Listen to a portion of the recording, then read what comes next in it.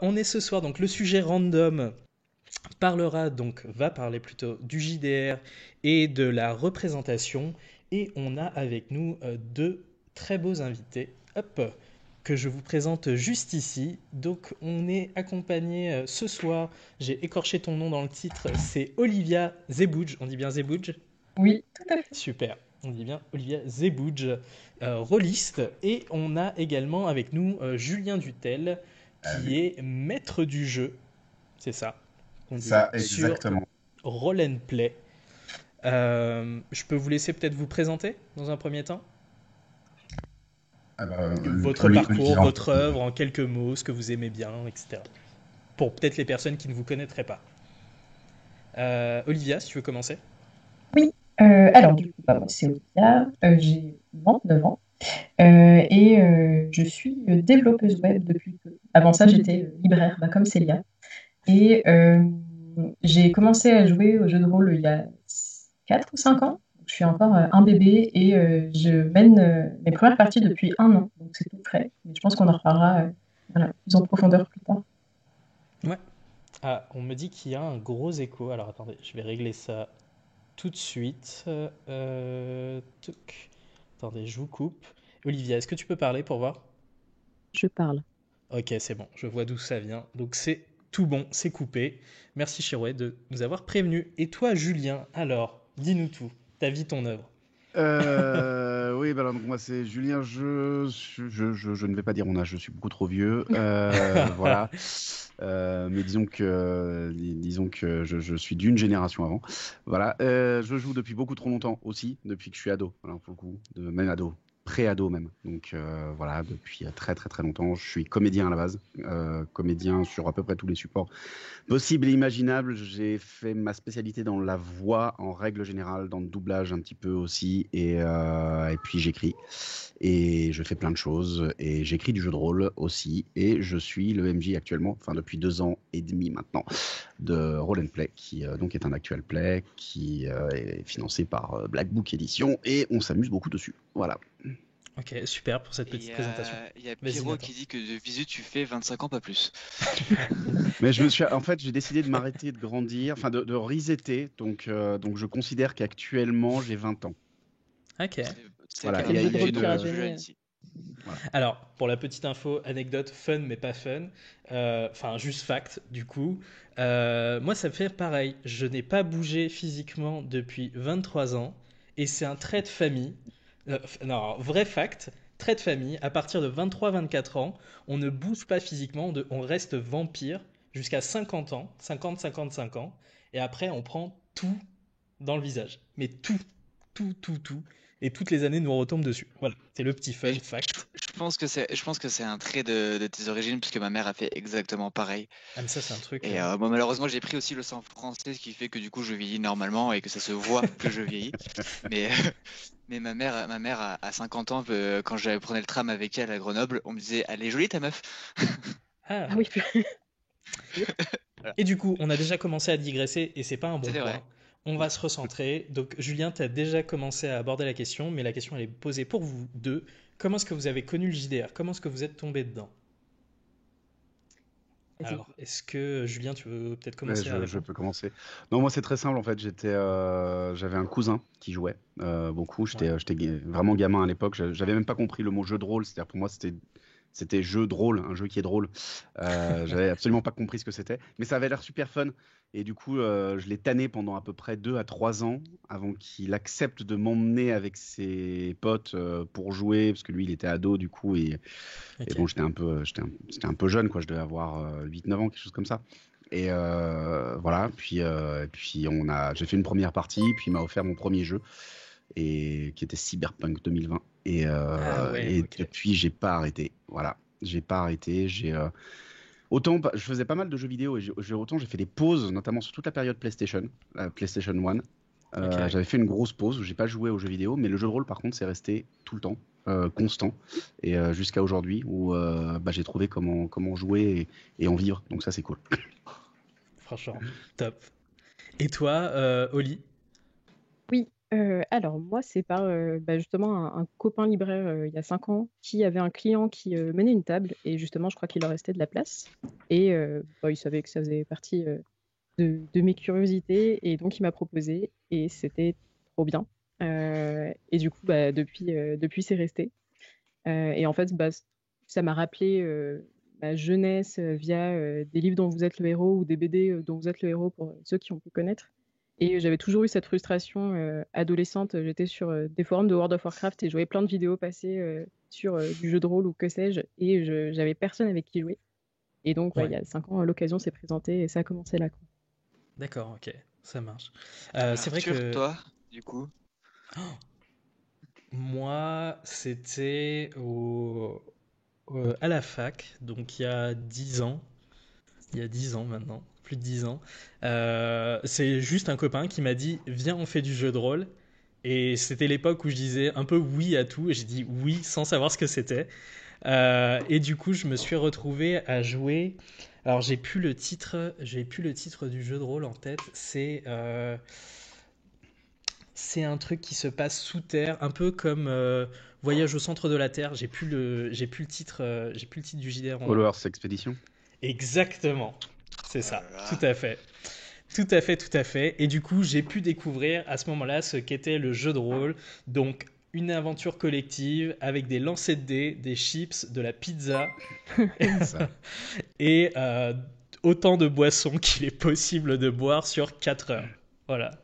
C'est à peu près ça, si on peut le résumer, c'est quand même une fiction collective qui est menée, parce que c'est vrai qu'on n'en a pas parlé en tout début d'interview, le jeu de rôle c'est ça, c'est une fiction collective qui est partagée donc par un maître du jeu qui crée ou qui adapte un scénario et des joueurs qui sont autour de la table et qui font vivre un univers qui est proposé par le maître du jeu en question. Voilà, Tout à fait. je pense que c'est à peu près bien résumé. Nathan, est-ce que tu veux poursuivre et toi, c'est vrai, non, non, toi Nathan, d'ailleurs, comment est-ce que tu as connu?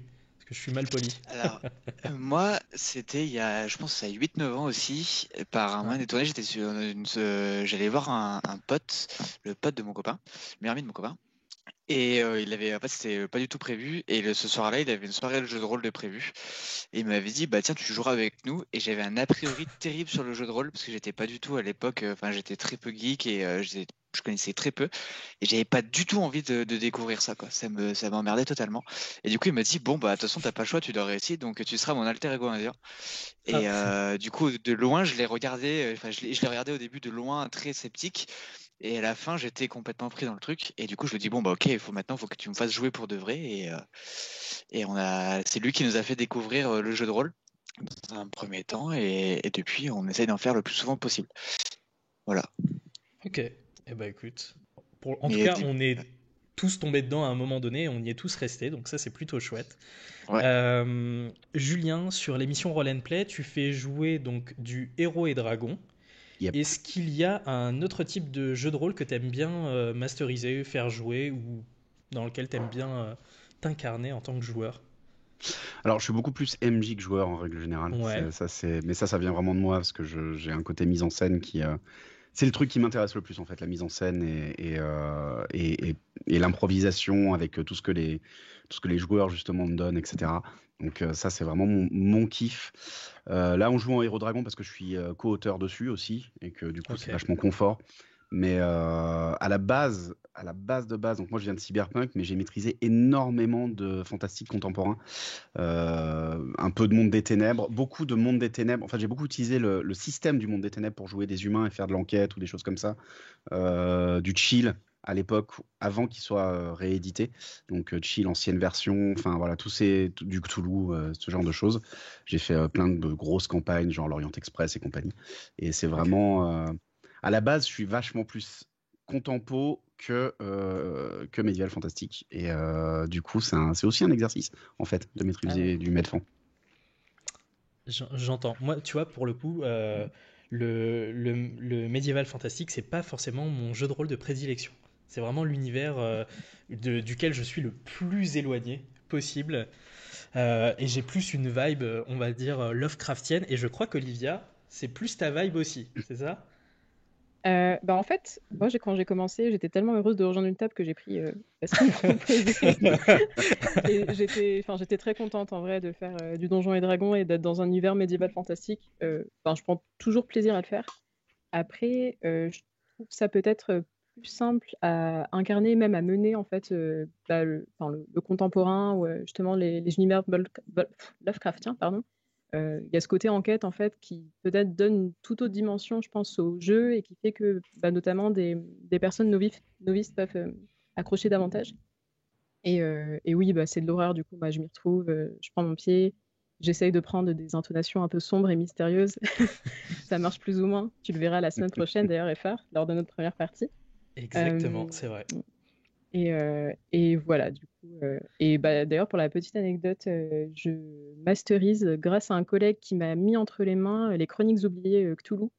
Et voilà, qui insistait, qui me donnait des coups de coude en disant mais si tu es prête à masteriser, il ne suffit pas d'avoir 10 ans de background, n'attends pas 10 ans de plus. Et donc il m'a poussé, ça a marché et en fait c'est trop bien.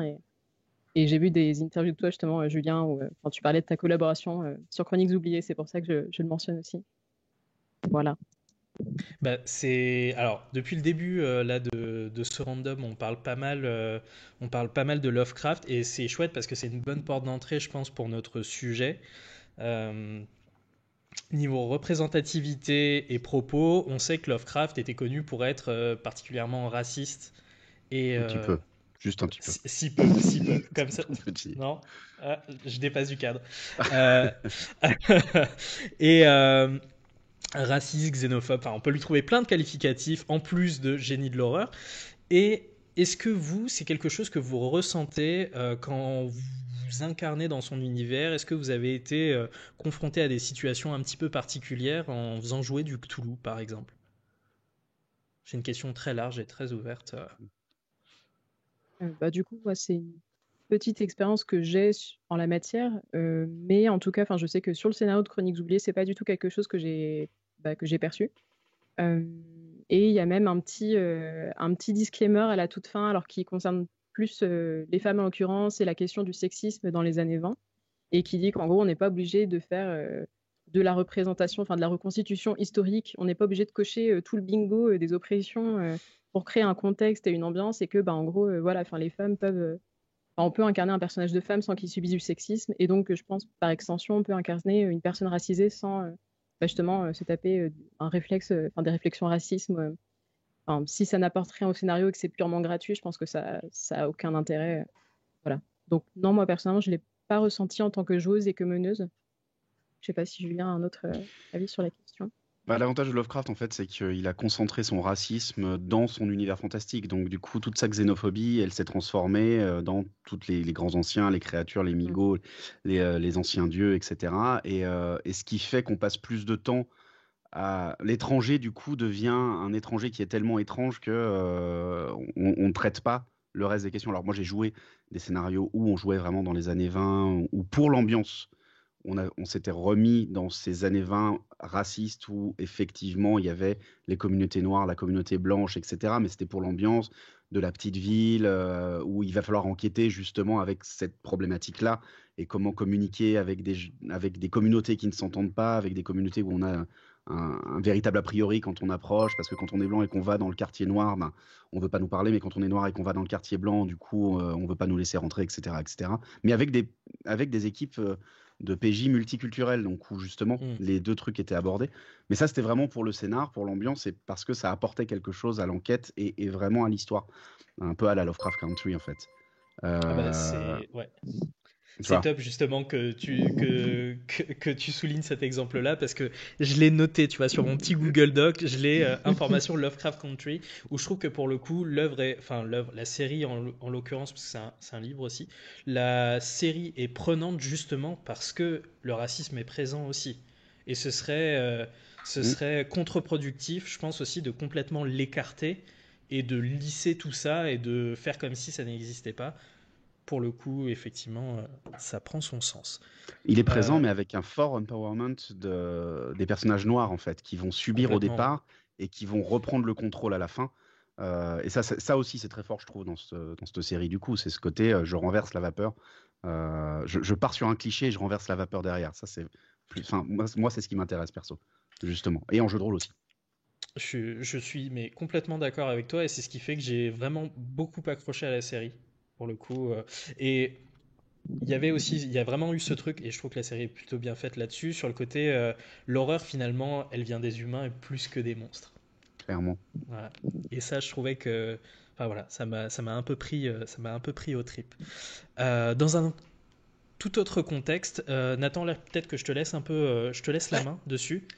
carrément. Vas-y. Du coup, je vais utiliser un exemple de roll and play qui m'a marqué parce que du coup, en attendant la saison 5, je me refais toutes les saisons précédentes. Euh, La saison dans 6. l'épisode 6. 6, saison 6, oui, on attend Ouais, la la saison 5 est 6, du déjà coup, passée. effectivement. La 5 est passée, j'ai du mal à m'y remettre. Justement, dans l'épisode 6 de la saison 3, les Ouais. comédiens, enfin les rôlistes, arrivent au Colisée où les femmes ont un rôle de diva qui ne sont là que pour plaire aux mélomanciens. Comment toi tu as géré cette situation-là? C'est une situation qui peut être borderline parce que vraiment elles ont un rôle très superficiel. Et comment se sont-ils les joueurs après cette scène? Parce que tu sens qu'il y a un malaise autour de la Hmm. table pendant cette scène-là.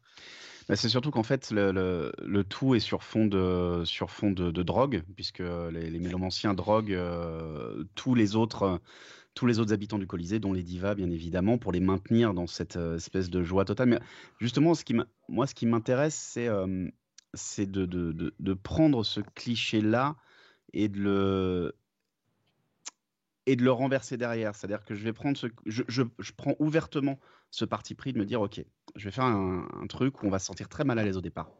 On a vraiment cet aspect femme-objet, on a vraiment cet aspect homme manipulateur, etc.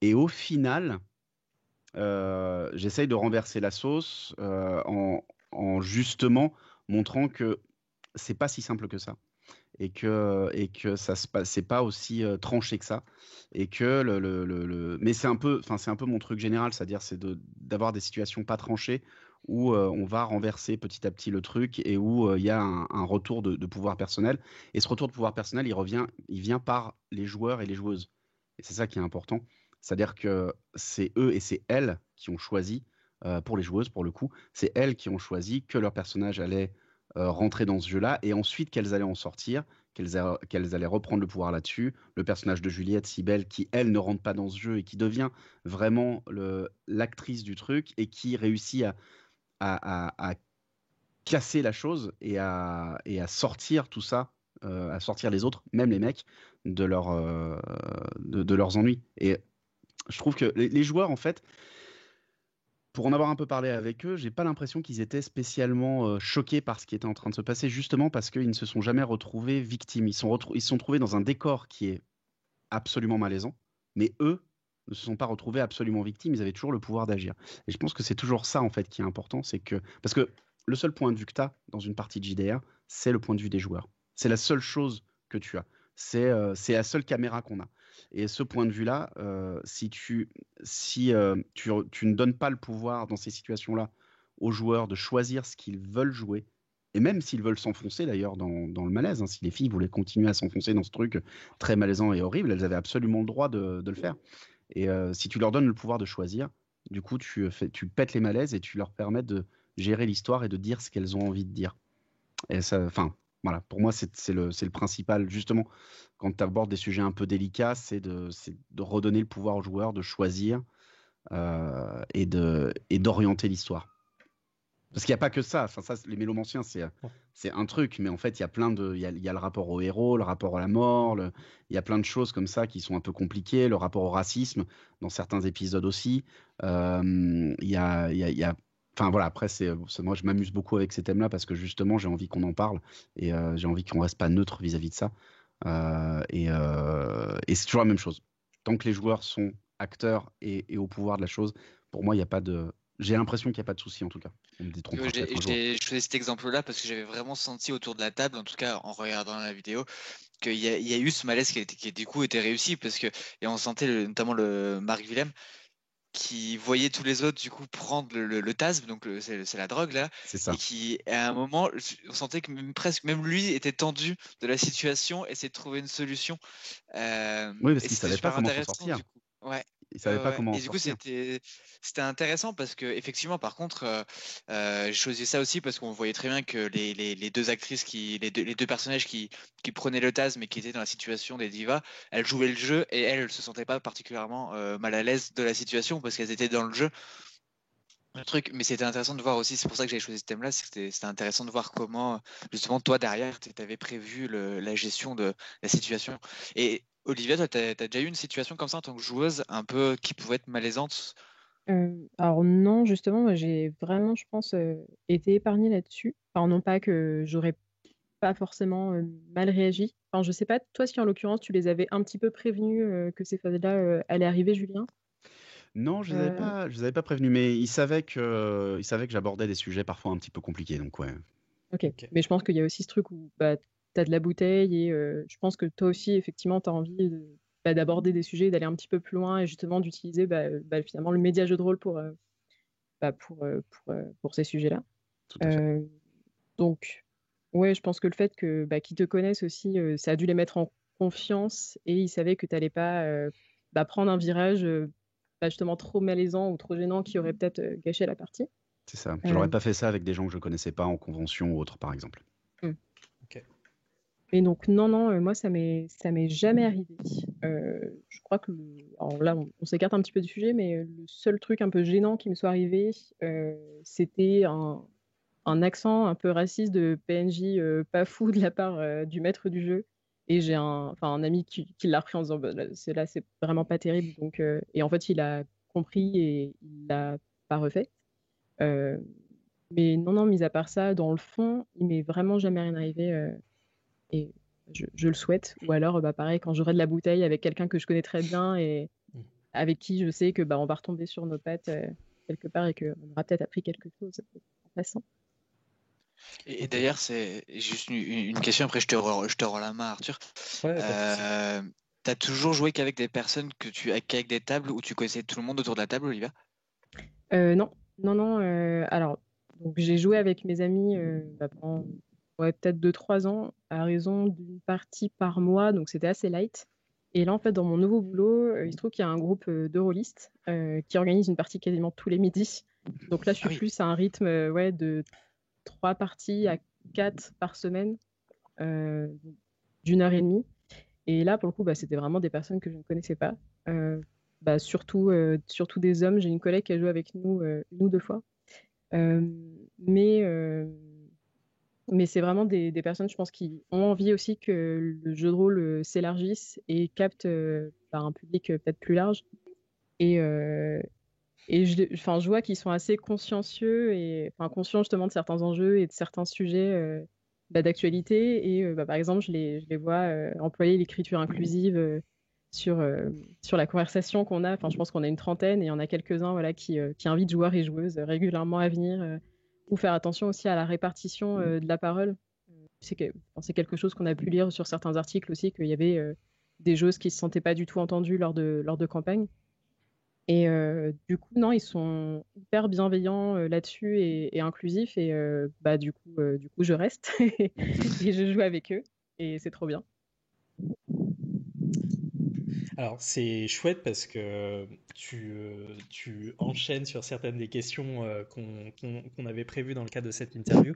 J'en profite pour le rappeler. Si vous avez des questions dans le chat aussi que vous souhaiteriez poser, feel free, c'est l'endroit, c'est le moment.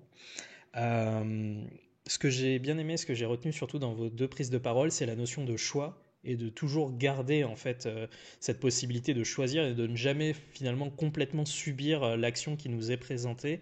J'en profite simplement pour rappeler que c'est pas toujours le cas. Là, on évolue dans un cadre où tout se passe bien, où tout est, comment dire, tout est, on va dire, acté. Enfin, voilà. Il y a un cadre qui est posé.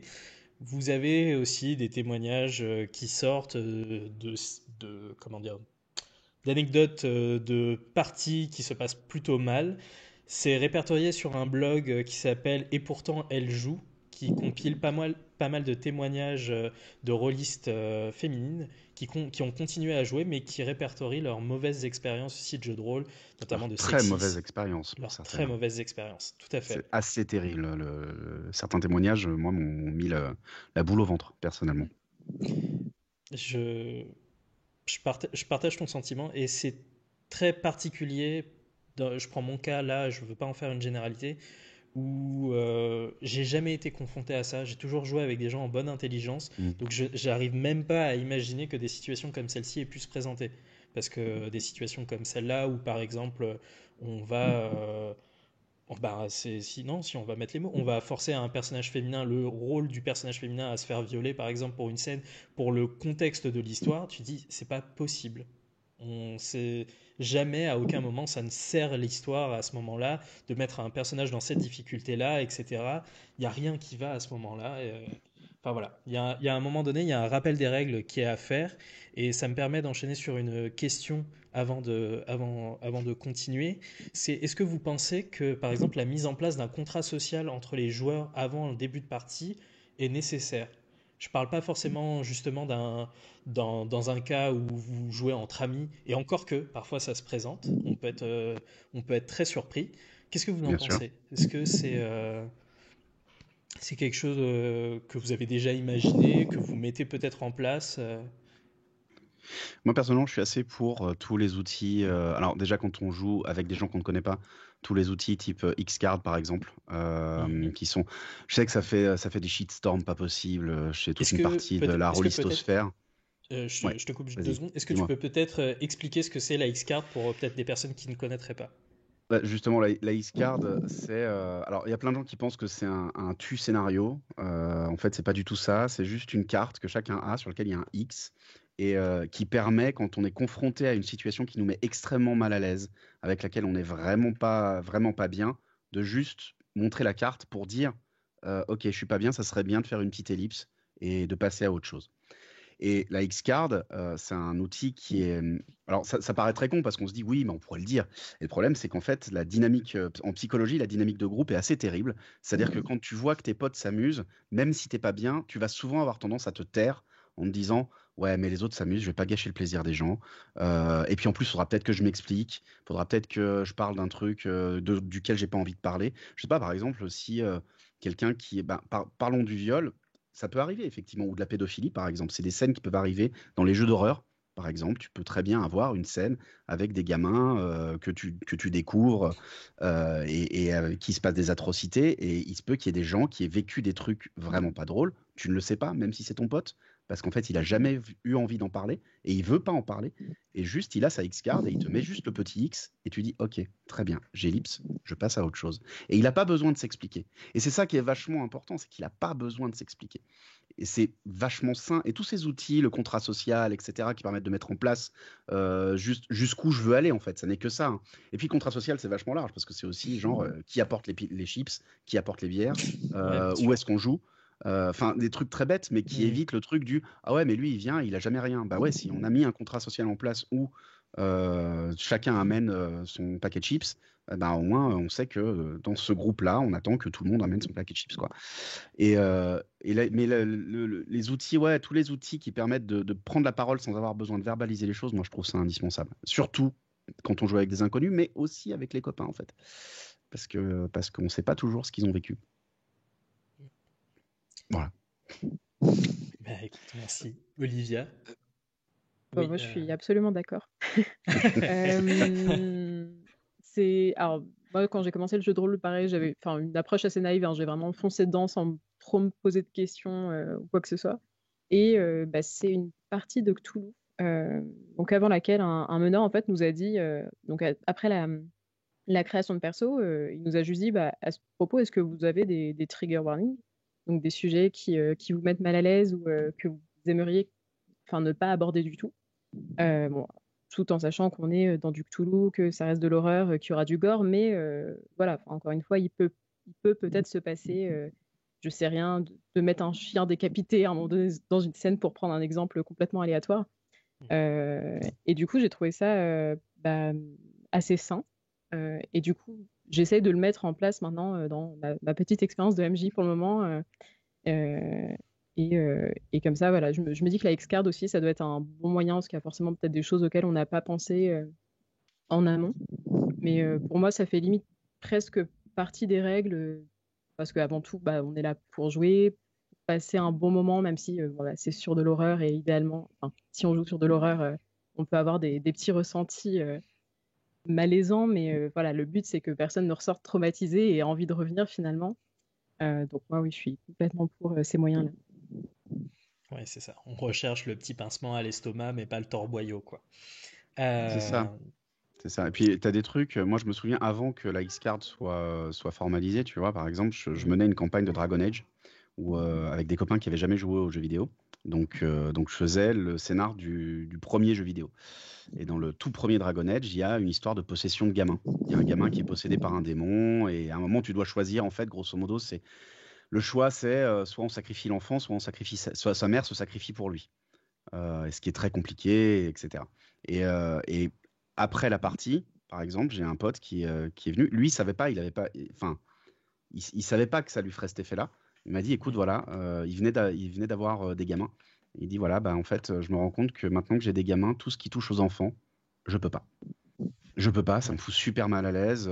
Je te le dis, c'est pas très grave pour le scénar qu'on a fait là, mais pour les prochaines parties, faisons gaffe, quoi. Et donc, il y a des trucs, on le sait même pas, et on s'en aperçoit au Mm, moment où on joue. Donc c'est là où ces mécaniques sont vachement importantes aussi. ouais. Complètement, complètement. Mais c'est vrai, c'est ça en fait. On continue de toute façon à apprendre, à se découvrir des envies, mais aussi des peurs et d'autres choses qu'on tolère de moins en moins. Genre, alors dans un contexte tout autre, j'en parlais en live il y a pas très longtemps. Mais bon, Julia, je sais que tu écoutes, mais sur le jeu vidéo, par exemple, j'ai de plus en plus de mal quand on attaque gratuitement des animaux, dans un tout autre contexte. Voilà. Je trouve que voilà, c'est un truc, je n'y faisais peut-être pas attention, etc. Maintenant, il y a un côté où je me dis, si je peux faire autrement, je préfère faire autrement. Et donc, je suis devenu plus sensible à ce truc-là, notamment au niveau des mécaniques, par exemple, quand il faut crafter des trucs. Bah, je sens que ça me fait quelque chose, en fait, de me dire, il y a un, voilà, il y a un lapin qui est là, qui demande rien à personne. Et là, il est 14h50 et moi, je lui tombe dessus pour faire une potion de mana, quoi. Donc, voilà, il y a des petites choses comme ça. Effectivement, je pense qu'on a tout à y gagner et tout à apprendre avec notamment des conflits sociaux. J'en profite également sur cette question-là. Je sais que dans le dernier Casus Belli qui est sorti Mhm. il y a 2 jours, quelque chose comme ça, 2 jours, oui, je pense, le 22, Ouais, 21 ou quelque chose comme 22, ça. on a un dossier sur le consentement Ouais, dans le jeu de rôle. Donc voilà, je vous invite à le lire. C'est quelque chose comme 6,50 €, un truc comme ça, et 4,50 € en version dématérialisée. Donc voilà. c'est ça. C'est une Voilà. traduction d'un petit supplément pour Numenera de Montecook, Ok. qui est qui est très justement dans ces mécaniques-là, et c'est assez intéressant. C'est vraiment intéressant. Juste, je reprends une phrase du chat, Pyro qui dit l'effet sur l'enfant, ça se ressent beaucoup dans le milieu médical où certains de mes collègues ont quitté le service pédiatrique dès qu'ils sont devenus parents. Et en fait, c'est ça, c'est que quand on découvre des limites dans le jeu de rôle, je trouve que c'est ça qui est intéressant, c'est ce que je lui répondais dans le chat, c'est que le jeu de rôle, ce qui est intéressant, c'est qu'on fait vite aussi le parallèle avec la vie, l'IRL. C'est-à-dire que quand on se découvre des Yep. limites dans le jeu de rôle, de choses qu'on ne tolère pas, peut-être que aussi ça débloque certaines choses aussi dans la vie de tous les jours. Et c'est aussi d'autant plus important du coup de réussir à avoir un cadre assez safe entre guillemets dans le jeu parce que du coup si on découvre des choses dans le jeu que ça fasse pas trop de répercussions aussi derrière quoi. Et mais c'est vrai que c'est on trouve beaucoup de parallèles entre le JDR et l'IRL au final Oui, sur mais de toute ce façon, genre de sujet. le JDR, c'est de l'incarnation. Donc, Ouais. à partir du moment où tu es dans de l'incarnation, je sais qu'il y a un grand mythe qui veut que quand on joue un personnage, c'est pas nous, mais en fait, il y a toujours de nous en fait dans un personnage. Enfin, Ouais. il y a toujours quelque chose qui vient de nous dans notre manière d'aborder les choses, de réagir, etc. Et dans notre manière de vivre les choses. Et si on est dans de l'incarnation, c'est le concept qui a été formalisé dans les milieux indés comme ce qu'ils appellent le bleed, c'est-à-dire le passage, justement, le moment où le jeu bleed, saigne sur ta réalité, quoi. Et où tu as une espèce d'effet de vase communicant. Faut jamais l'oublier. Faut jamais l'oublier. Il faut jamais le sous-estimer. Tout à fait. Euh, dans un autre, dans un autre champ de questions et d'interrogations, est-ce que vous êtes, alors on l'a abordé tout à l'heure et Olivia, tu en parlais, est-ce que vous êtes sensible à ce qu'il y ait la parité quand vous créez une table de jeu de rôle? C'est une question complètement ouverte. Alors, ça paraît très bête, là, comme ça. Ça paraît très bête comme question, mais enfin, je vous donnerai mon point de vue après. Je vous le dirai après.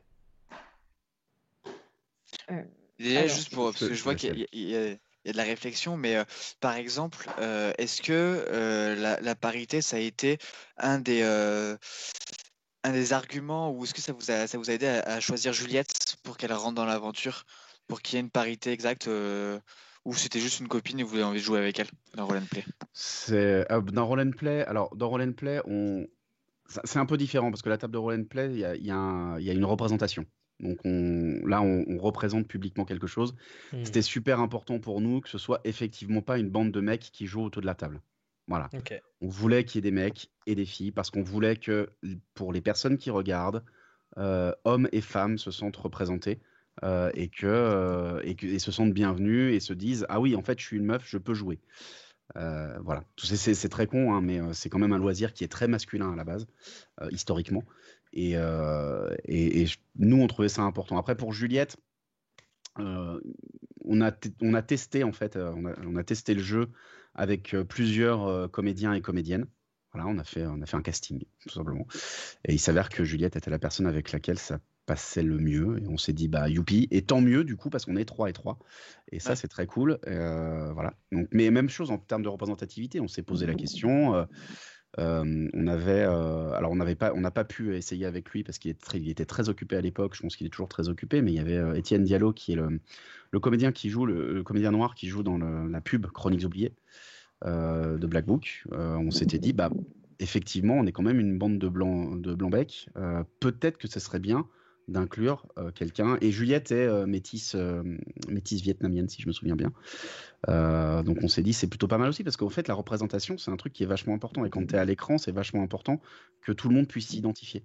Donc voilà, c'est des choses auxquelles on pense.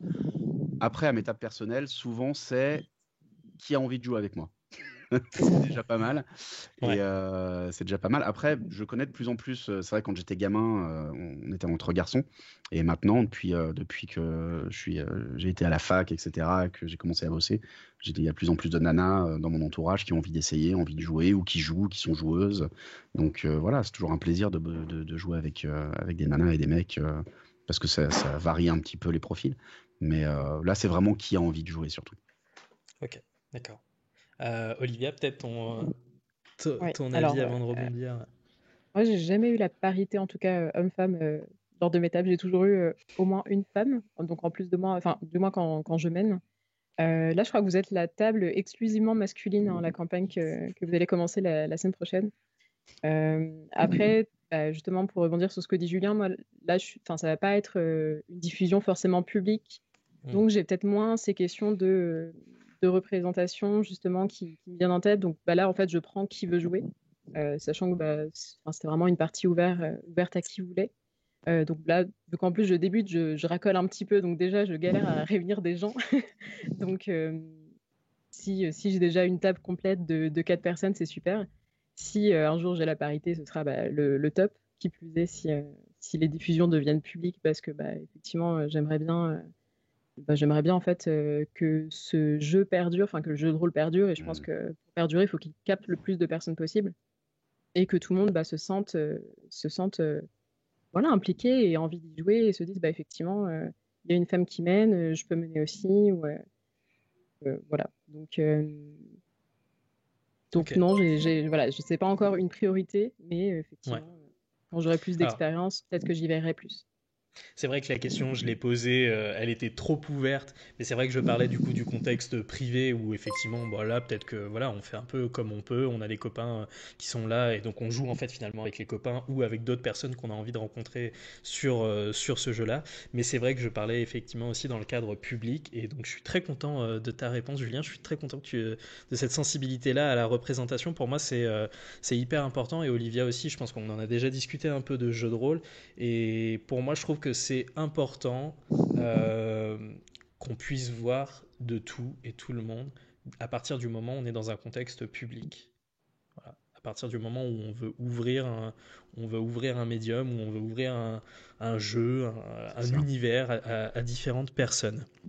Oui, et Voilà. ce qui n'enlève pas la qualité des gens qui jouent. C'est-à-dire que Tout à fait, oui. c'est pas un genre de discrimination positive ou Oui, c'est complètement. juste réfléchir son casting en se Mm. disant qui est-ce que j'ai envie de toucher, à qui j'ai envie de parler. Et bah, si je veux parler qu'à des mecs, je vais prendre que des mecs. Mais en fait, moi, ça m'intéresse pas. Moi, j'ai envie qu'il y ait des nanas. J'ai envie qu'il y ait, en fait, j'ai envie qu'il y ait plein de gens différents qui jouent. Voilà, même chose, tu vois, je connais pas. Je me pose la question, mais si je connaissais un comédien ou une comédienne transgenre, je me serais peut-être dit, ben tiens, pourquoi pas? Parce que effectivement, c'est des populations qui sont très peu représentées dans les médias en règle générale et qui ont besoin de représentativité aussi. C'est des gens qui ont besoin de représentativité, qui ont besoin d'exister médiatiquement, même à notre petite échelle. Donc ouais, c'est une question qui est super importante parce que sinon on s'enferme dans notre petit cosme puis on meurt en fait. C'est ça. C'est vrai que c'est une question que moi je me suis posée assez récemment parce que, bah, comme disait Julien tout à l'heure, historiquement, en tout cas, le jeu de rôle, c'est souvent comme des tables de mecs. Et en fait, quand tu regardes un peu dans le rétro, tu regardes les tables de jeux moi, je regarde les tables de jeux que j'ai pu faire. Et je me dis, bah, en fait, les nanas avec qui j'ai joué, elles se comptent sur le doigt d'une main, quoi. Et là, la dernière table qu'on a montée, c'est avec plein de copains. Et il y a une nana qui, je sais pas, je pense qu'elle est encore sur le chat, et c'est génial qu'elle soit là et tout.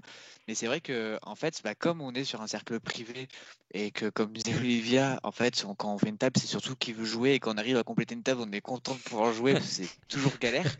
Surtout quand tes potes sont dans le même métier que toi, c'est-à-dire journaliste, pour réussir à faire une table, tu t'accroches. Mais c'est vrai que du coup, tu te poses la question de bah, putain, en fait, ouais, du coup, quand vous parliez, je comptais, je crois que j'ai joué avec 5 ou 6 filles en 10 ans, alors qu'on a fait des week-ends entiers dans notre ancien appartement, on faisait des tables de 8, on était que des mecs, quoi.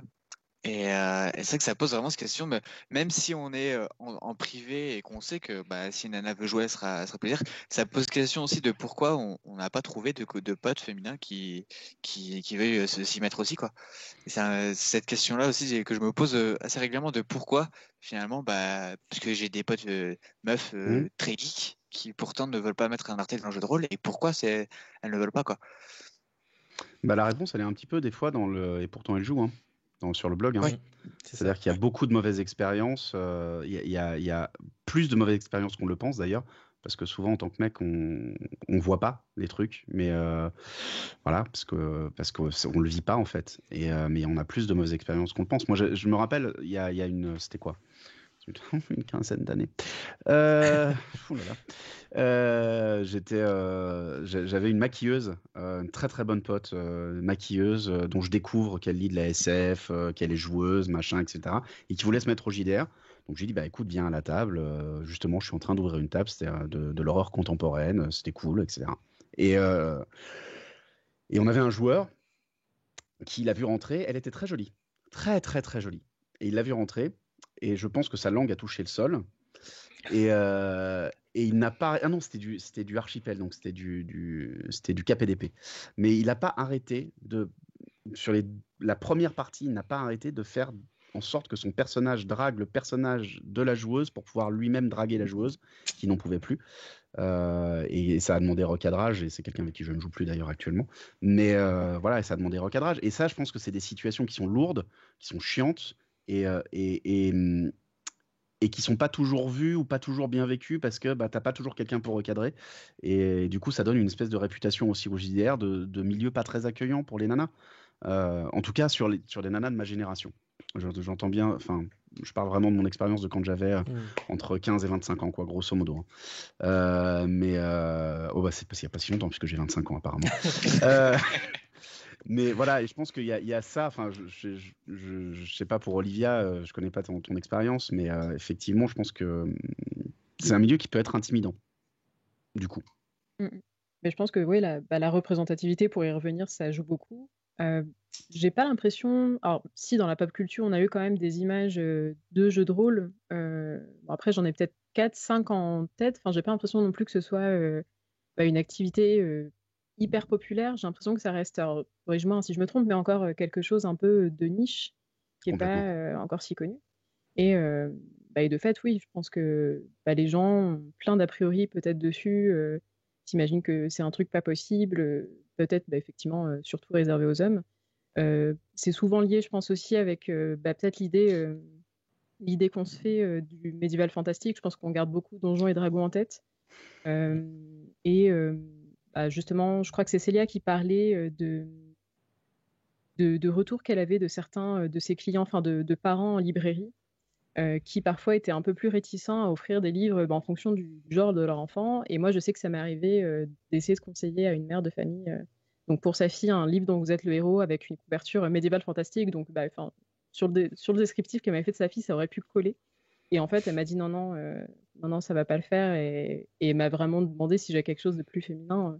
Donc, voilà, je pense que il y a pas mal de petites choses aussi qui contribuent aussi depuis l'enfance, encore une codification très genrée qui fait que voilà, on n'y va pas. Ça, plus le fait que le jeu de rôle n'est pas encore super connu.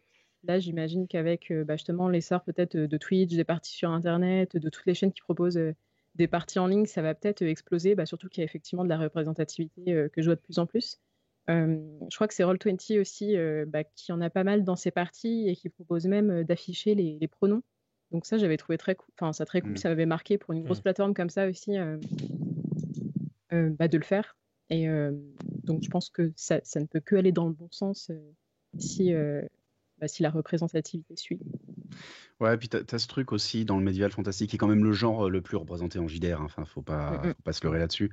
Et le plus acheté, et le plus joué. T'as cette idée que il faut se baser sur sur l'Europe médiévale, voire l'Europe féodale, où tu as aussi une problématique de la place de la femme, entre guillemets. C'est-à-dire que on voit les chevaliers en armure qui vont se battre pour la damoiselle et voilà, et la demoiselle, elle reste au château et c'est pas une aventurière. Et on a beaucoup, beaucoup de mal à sortir de ça. C'est-à-dire que c'est très compliqué. Moi, je me souviens pendant des années et des années, j'avais des gars qui expliquaient que oui, mais non, un personnage féminin ne peut pas faire ça. Pourquoi? C'est un monde fantastique. Oui, mais parce que dans l'histoire, oui, mais ce n'est pas un jeu historique, c'est un jeu fantastique, donc pourquoi pas? Et puis en plus, si tu regardes dans l'histoire après, que tu t'intéresses, ne serait-ce que par exemple les Vikings, où il y avait beaucoup plus de femmes parmi les combattants que parmi les chevaliers dans notre monde féodal. Mais il y a vraiment cette espèce de truc aussi où tu as l'impression, et même chose, Cthulhu, moi j'ai connu des MJ qui faisaient jouer les femmes avec. Enfin, historiquement, c'est-à-dire tu ne peux pas faire ça parce que tu es une femme, on ne te l'autorisera pas parce que tu es une femme. Ce qui est aberrant. Enfin, je veux dire, c'est des jeux d'aventure aussi. Ouais, c'est ça. C'est des jeux justement où, même si historiquement même si on est sur un jeu historique, on est sur des personnes qui, par essence, les personnages joueurs, ils sont exceptionnels ou elles sont exceptionnelles. Donc, elles font partie. Voilà, c'est comment? C'est Amelia Earhart, je crois. Voilà, enfin, c'est ces personnes-là qui transgressent même les codes et qui vont faire des trucs. Enfin, je sais pas. Il y a un truc aussi là-dessus sur la pseudo-historicité qui, je pense, a pas mal rebuté. Enfin, qui donne une image, en tout cas, assez sexiste d'une certaine partie du milieu. Et je prends un peu des morceaux du chat qui participent en même temps que nous. Justement, je crois que c'est Poppins qui disait qu'il y a cette mauvaise image du jeu de rôle, comme il y a eu pendant longtemps, qui se calme un petit peu de l'image du jeu vidéo parallèle. C'est vrai qu'il y a cette image-là du jeu de rôle très sexiste, etc. Et Pyro qui disait aussi que dans le fait que ce soit compliqué des fois de trouver une femme qui veuille jouer au jeu de rôle, qui dit que des fois trouver une fille autour de 4 mecs, oui, ça peut être intimidant et du coup ça peut peut-être aussi un peu rebuter d'aller autour d'une table. Et du coup, je vais sûrement saccager le nom, je suis désolé, je pense que ça se dit Vrou, qui dit plutôt que d'essayer d'intégrer une femme, essayer d'en intégrer deux, idéalement qui se connaissent d'expérience, ça aide souvent. Et c'est vrai que peut-être que avec deux personnes qui se connaissent, deux femmes qui se connaissent, peut-être qu'elles se sentiront un peu moins mal à l'aise d'arriver sur une table si c'est que des mecs au milieu. Alors j'en profite aussi pour reprendre un autre commentaire de Poppins qui disait, et ça reprend un peu toute la discussion là qu'on est en train d'avoir, il disait que chacun apporte une partie de son univers à la table et ça se mixe en cours de campagne et c'est ça qui est génial. Et donc c'est pour ça que pour moi avoir de la représentativité, avoir de la diversité autour de sa table, c'est hyper important. Et je souriais tout à l'heure parce que je voyais Julia s'énerver derrière son écran quand tu as parlé de la place des femmes dans l'univers Lovecraftien. Voilà. Ça me permet simplement d'enchaîner sur l'avant-dernière question de cette petite interview. On parle de représentativité. Est-ce que vous pensez qu'il y en a assez, ne serait-ce que dans les archétypes de personnages qui sont déployés sur les différents jeux de rôle que vous avez pu masteriser? Et si oui, tant mieux, lesquels? Et sinon, comment est-ce qu'on pourrait améliorer un petit peu tout ça? Ma réponse sera peut-être plus courte vu que j'ai moins d'expérience. Alors, Et puis je parle des beaucoup. jeux en tant des jeux avec des pré-tirés en tant que joueuse, je crois que j'en ai pas fait beaucoup. Euh, Par contre, en tant que meneuse, du coup, voilà, j'ai mené la campagne Chroniques oubliées Cthulhu, où il y avait la parité homme-femme pour le coup dans les personnages. Je crois qu'il n'y avait pas, pas, pas de personnages racisés, mais par contre, il y a du contenu officieux qu'on peut trouver sur Internet. Je ne sais pas dans quelle mesure c'est accepté ou non. Enfin, j'imagine que oui, que c'est plus ou moins, même peut-être encouragé. Mais je sais qu'il y a un site entier, enfin une page entière qui propose des pré-tirés supplémentaires, vraiment avec le même layout Chroniques oubliées. Enfin, il y a des liens vers le site si on veut acheter évidemment la boîte. Euh, Avec le pendant féminin de chaque joueur masculin, enfin avec les archétypes qui sont proposés. Même si pour le coup les archétypes des personnages féminins sont assez chouettes. Enfin, je crois qu'on a une pilote de mémoire et en fait voilà, on peut vraiment incarner le personnage qu'on veut. Je crois qu'il y a quelques personnages racisés aussi et je sais que vous aviez trouvé ça cool quand je vous avais proposé ces pré-tirés supplémentaires. Euh, et forcément, il y a aussi la carte, vous jouez qui vous voulez, enfin, vous pouvez faire un pré-tiré, ne gardez que les statistiques, mais vraiment proposer le personnage que vous souhaitez en termes de visuel. Euh, donc voilà, enfin, moi, c'est ma petite expérience là-dessus. Pareil, enfin, je suis assez confiante. Alors, pareil, mon collègue qui m'a initié, à l'art de mener des parties est en train de créer son jeu et je vois justement à quoi ressemblent ces pré-tirés. Pareil, ça me rassure plutôt. Euh, les personnages féminins sont pas sexualisés, il y en a, ils ont l'air d'être assez forts, assez cool. Et ah oui, une dernière chose aussi, alors je sais pas pareil dans quelle mesure c'est appliqué, moi je le fais pas encore parce que je mène pas sur mes propres scénarios, mais je sais qu'il y a un équivalent du test d'Alison Bechdel en fait sur les jeux de rôle, où en gros on peut se questionner sur les archétypes, sur voilà, dans quelle mesure la campagne ou les PNJ que je vais proposer sont misogynes ou non. Et en gros, voilà, qu'il y a un certain nombre de cases à cocher si on veut justement éviter de tomber Hmm. dans des lieux-dits ou voilà, dans certaines dérives. Ouais, moi je sais Merci Olivier. que alors pendant longtemps les personnages féminins ont eu tendance quand même à être très sexualisés, ou alors à être dans les archétypes de grosso modo la femme à sauver, la mère, la catin, enfin voilà, ces gros archétypes dans lesquels on range les persos qui ne sont là que finalement pour servir les persos masculins. Ça change de plus en plus. Il y a de plus en plus d'auteurs qui justement essayent de changer ça, de voir les choses autrement. Je sais que par exemple, moi je bosse beaucoup avec Black Book. Black Book, on est en train de bosser là justement sur un projet.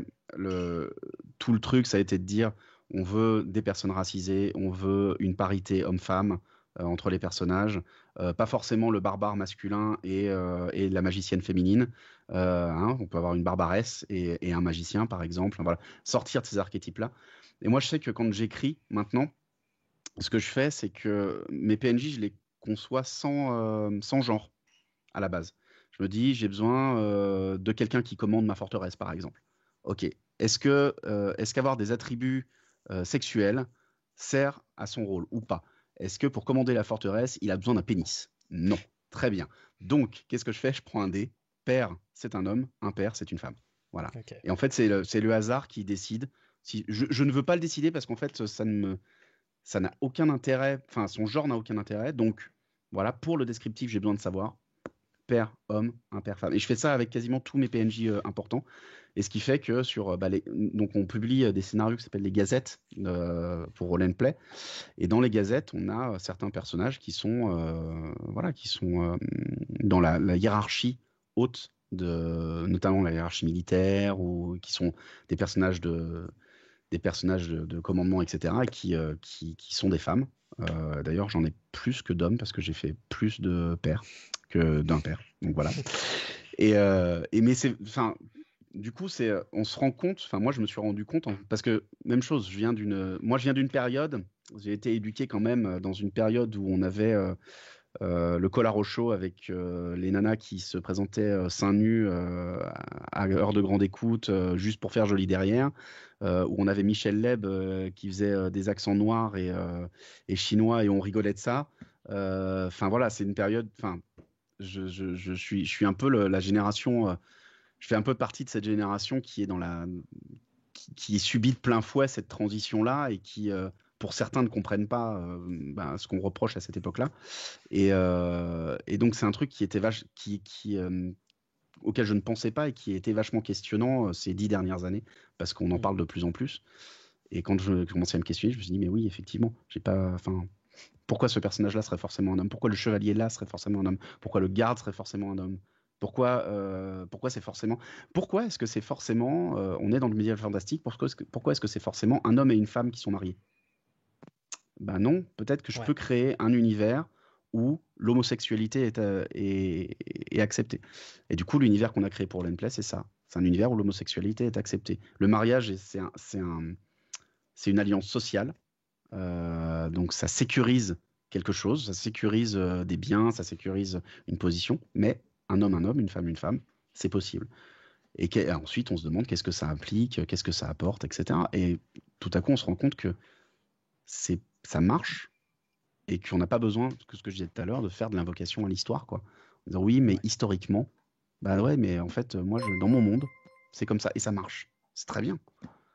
Donc du coup, voilà, je pense qu'on va de plus en plus et les jeux vont de plus en plus vers de la représentativité, une représentativité au moins, peut-être pas paritaire, mais en tout cas de plus en plus égalitaire. Et je pense qu'il y a un désir de ça, parce qu'en fait, on en revient toujours à la même chose. Plus on ferme notre truc, plus on est sur des clichés sexistes et moins on s'ouvre à toute une partie du public et moins les jeux parlent aux gens. Et nous, ce qu'on veut, en fait, quand on écrit des jeux, finalement, c'est que les gens jouent. C'est pas que... Tu vois, c'est pas se rester dans notre petit cercle, c'est que tout le monde puisse jouer. Parce que c'est cool quand même, le jeu de rôle, à la base. Ah bah, c'est cool, c'est vrai. Et il faut que ça reste cool. J'ai même envie de te dire, moi je pourrais résumer un petit peu tout ça en disant, en fait, j'ai besoin de me voir pour y croire. Tu vois, Ouais. c'est vraiment ça. Pour me sentir intégré et même donc là on l'a évoqué juste avant qu'on parte en live. Je disais qu'en citant Olivia, je citais le compte Perso Caché. C'est une initiative par exemple dans le milieu du stream pour promouvoir plus de personnalités racisées dans le milieu du stream, pour mettre plus en avant un autre environnement qu'on a moins l'habitude de voir, etc.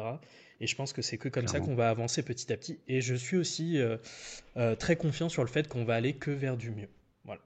Non, J'ai déplaise une à dernière certains. question. Je sais qu'on déborde un petit peu, Arthur. J'ai On juste une déborde dernière question beaucoup. parce que Mais oui, tant, je fais c'est pas juste grave. une question courte. Vas-y. C'est là on a parlé du coup du sexisme dans le jeu de rôle, la place aussi des personnes racisées et tout. Là tu parlais justement que tu tirais Julien au dé le sexe. Est-ce que tu t'es déjà dit aussi que bah pourquoi pas aussi que ça soit un transgenre, un transidentité. Et justement, après, tu parlais de l'homosexualité. Et j'ai l'impression que dans la saison 5, il y a un petit fil, un peu un moment romantique entre deux actrices. Euh, mais comment, enfin, est-ce que ça aussi, c'est une question que tu t'es posée sur, bah oui, on peut aussi faire des personnes qui ont pas forcément, qui se sentent pas forcément ni homme ni femme. C'est ça, on entend très peu parler aussi de l'homosexualité et des trans dans le JDR. Je suis assez d'accord. Et alors le truc, c'est que c'est un sujet que je maîtrise très très mal. Vraiment très très mal. Ça fait partie des choses. Je fais partie de ces auteurs qui n'aiment pas écrire sur des trucs qu'ils ne maîtrisent pas. Par exemple, dans l'univers de Pangée, il y a toute la partie sud dans laquelle j'aimerais parler un peu de tradition africaine en fait. Sauf que c'est quelque chose que pour l'instant je maîtrise pas, donc je lis dessus, je me renseigne. Le jour où j'aurai l'impression de suffisamment maîtriser le sujet pour pas être caricatural et pas donner l'impression que je fais du Hollywood carton-pâte, j'écrirai sur cette partie-là de l'univers. Je sais que j'en ai envie, mais je veux pas faire de conneries. Et la transidentité, c'est un peu pareil.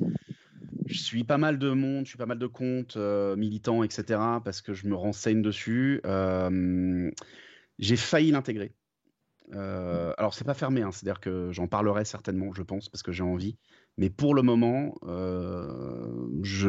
tant que j'ai pas quelqu'un qui peut faire du sensitivity reading sur le Ok. sujet et qui peut me dire, OK, ça, c'est vraiment super maladroit comme contexte. Ça, c'est super maladroit comme idée. Ça, c'est ultra stigmatisant. Ou alors, ça, c'est bien. Je préfère ne pas le faire et ne pas trop l'aborder. En tout cas, ne pas l'aborder sur le fond de l'univers. Après, des personnages transgenres, oui, pourquoi pas. Ça c'est des choses. Mais de toute façon, l'univers. Enfin voilà, ce que je disais, l'univers que j'ai créé, j'ai envie de le réfléchir en me demandant comment est-ce qu'on pourrait écrire un univers. Qu'est-ce que ça implique en fait d'écrire un univers où ces stigmatisations-là ne sont pas là justement. On n'est pas, on ne stigmatise pas l'homosexualité, on ne stigmatise pas la transidentité. Donc je veux trouver un moyen à ce que ce soit intégré à l'univers. C'est-à-dire que, comme on est dans du Medfan, on est dans quelque chose qui est aussi un peu mystique, forcément.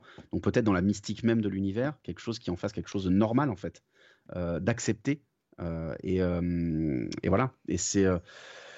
Mais sur ces sujets-là, autant ça m'intéresse vachement, autant je me sens pas aujourd'hui la maîtrise pour écrire dessus. Donc j'avais un petit paragraphe dans les bouquins là qu'on va sortir sur Pongé. J'avais un petit paragraphe dessus. J'ai pas eu j'ai pas eu de relecture de quelqu'un quelqu'un qui vit ça et qui voilà. Donc j'ai préféré ne pas le mettre. Et je me dis je le mettrai plus tard quand quelqu'un l'aura relu dans un autre supplément, Ok. grosso modo. Ok. Ah, Ben, une question de Bronx Forge. C'est quoi l'expression de Julien sur le rédacteur du transgenre? Je comprends pas la question. Ou sur le réflecteur, je comprends pas la question, Bronx. Désolé. bah, peut-être Ah, tout le à l'heure. sensitive reader. Bon, c'est bon, c'est Ah, lequel a répondu. oui, oui. C'est bon. Sensitivity reading, le sensitive reader. C'est des personnes qu'on emploie pour des personnes qui connaissent des sujets qui peuvent porter à des problématiques parce que quand tu maîtrises pas, tu peux dire des grosses conneries et faire du mal à des gens. Et donc, tu emploies ces gens-là pour faire en sorte que ton texte ne soit pas stigmatisant et que mais c'est quelque chose qu'on faisait avant, hein. Moi, quand le premier univers le premier univers que j'ai sorti, par exemple, qui s'appelle Les Cinq Royaumes, il y avait tout un article sur la place de la femme. Il était intitulé comme ça, la place de la femme. C'était pour dire vraiment, c'était déjà dans ces préoccupations-là, pour dire, on n'est pas dans du féodal européen. En fait, dans cet univers, les femmes peuvent avoir autant de pouvoir que les hommes, peuvent se battre, peuvent tenir la maison, peuvent gagner de l'argent, peuvent machin, etc., etc. Et j'ai une lectrice qui m'a très gentiment envoyé un message en me disant, voilà, il y a quelques phrases, moi, qui me semblent problématiques. Fais attention parce que cette formulation, ça laisse entendre que cette formulation-là, c'est pas clair, etc. Et du coup, bah, j'ai juste modifié pour que mon intention soit claire.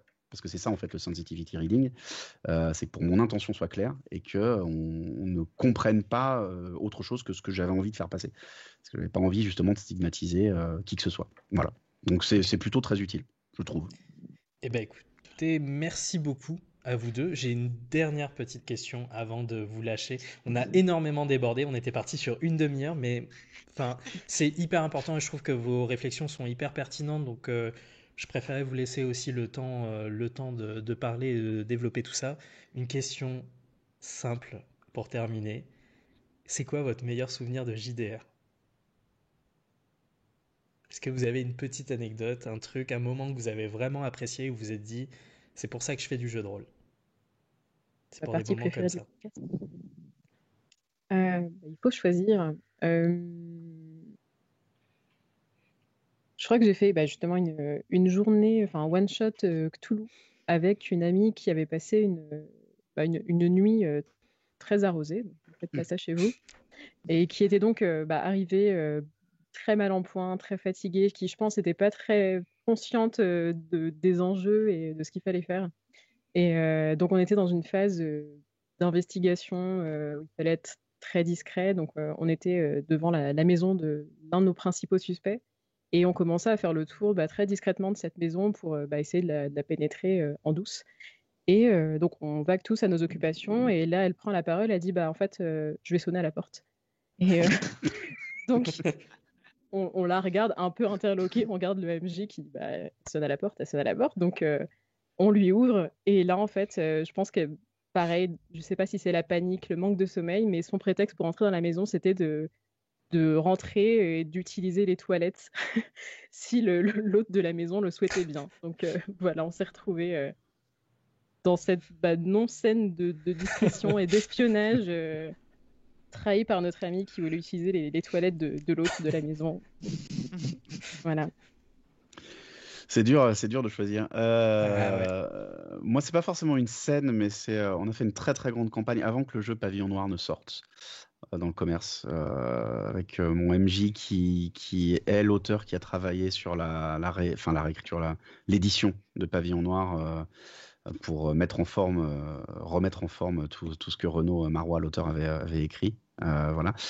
Et on a fait une très très longue campagne pirate comme ça, qui démarrait en France, à Lyon d'ailleurs, qui démarrait à Lyon et qui finissait dans les Caraïbes. Enfin, un truc, vraiment un gros truc. J'étais encore étudiant à l'époque. On pouvait jouer une fois par semaine, tout ça. Donc ça allait vite. Et je me souviens qu'il y a un PNJ auquel on s'était attaché sur la partie qui se passait en France et qui avait disparu. On le croyait mort. Et puis on a vécu plein d'aventures, etc. Et en fait, qui est revenu juste à la fin de la campagne, à toute fin, dans une espèce de. Ça a été une partie à base de tiponche et de poulet curry et autres joyeusetés. Et je crois que c'était le moment le plus joyeux qu'on a vécu en JDR, mais tous ensemble. On était heureux. Vraiment, on avait eu un attachement à ce PNJ réel. C'était un peu comme un pote, quoi. Et on était juste heureux de le voir revenir.